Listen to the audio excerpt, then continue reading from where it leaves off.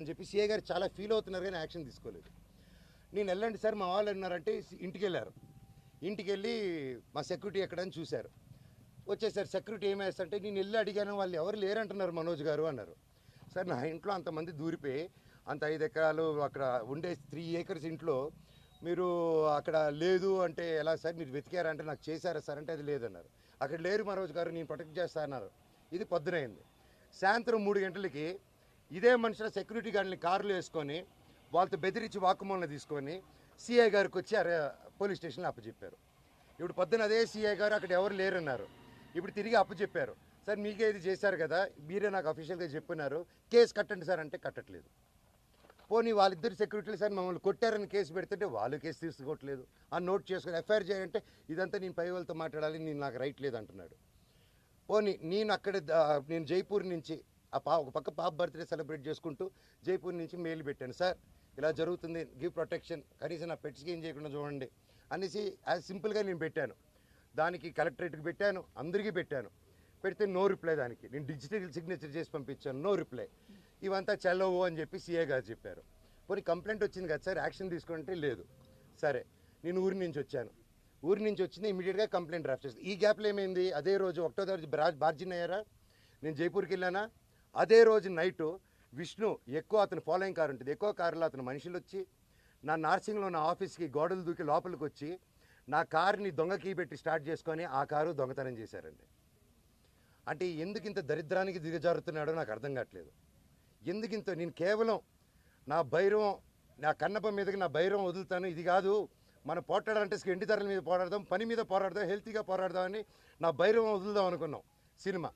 ఇంకంతే భైరవం వదులుతున్నాం అనేసరికి టెన్షన్ అయిపోయి కన్నప్ప పోస్ట్పోన్ చేసుకున్నాడు. ఆ కోపం ఎలా చేసుకోవాలో తెలియక నా మీద ఇదంతా రుద్దుతున్నారు. ఇమీడియట్గా డైవర్షన్. ఇప్పుడు మా అమ్మగారికి మా నాన్నగారికి వాళ్ళకి అవసరం అండి ఈ వయసులో. విష్ణు నాకంటే 4 సంవత్సరాలు పెద్దవాడు, అతనికి 4 పిల్లలు ఉన్నారు, వచ్చి మాట్లాడడం తెలియదా, కూర్చొని మాట్లాడమని అడుగుతున్నాను నేను. పెద్దోళ్ళని కూర్చొని పెట్టి అడుగుతున్నా, మాట్లాడలేరా?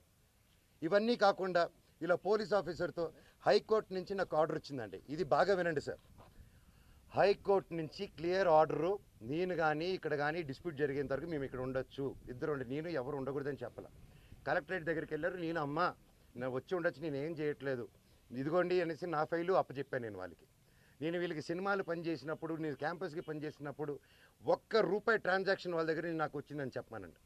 ఈ రోజు వరకు ఈ మనోజు ₹1 తీసుకోలేదు నా కుటుంబం నుంచి, ₹1 తీసుకోలేదు ఏ సినిమాకి. నేను బయట ప్రొడక్షన్ హిట్ కొట్టి బయట ప్రొడక్షన్లో చేసుకొని ఒకటి హిట్ కొడితే చాలు తీసుకొచ్చి ఇక్కడ లాక్ చేసేసాడు. విష్ణు కంపెనీలో 25 filmsలో నువ్వు చేయాలి, నువ్వు ఇప్పుడు ఆడగట్టు పేసుకొని చేయకపోతే విష్ణు కెరీర్ నిలబడదురా, నువ్వు ఆడగంటే అంటే నాకు కంఫర్టబుల్ లేదు, ఇప్పుడు I'm not ready for lady getup అన్నప్పుడు అంటే సెంటిమెంట్గా కూర్చొని పెట్టి, లేదు విష్ణు కెరీర్ నీ చేతిలో ఉంది, వాడిని నిలబెడదాం హీరోగా, నువ్వు ఒక పర్ఫార్మెన్స్, నువ్వు కామెడీ చేస్తావు, అంతా నువ్వు చేయి అంటే అన్న కోసం అమ్మాయి గెటప్ కూడా వేసుకొని యాక్ట్ చేశానండి. ప్రతిదీ చేశాను. వాళ్ళకి స్టంట్స్ డైరెక్ట్ చేశాను, సాంగ్స్ కంపోజ్ చేసి పెట్టాను, ప్రతి గొడ్డు చాకరీ చేసి పెట్టాను వాళ్ళకి. గ్రాఫిక్స్, నేను గ్రాఫిక్స్ చదువుకుంటే అతను గ్రాఫిక్స్ కంపెనీ పెట్టుకున్నాడు. మా నాన్న థియేటర్ పెట్టుకుంటే ఇతను సమోసాలు అమ్ముకుంటాడు. సో అది ఇతనికి ఉన్న ఇది. It's okay. సో మొన్న ఇప్పుడు coming to the point, high court order ఇచ్చిందండి, మేము ఉండొచ్చు, వాళ్ళు ఉండొచ్చు, వీక్లీ వన్స్ పోలీసు రావాలని.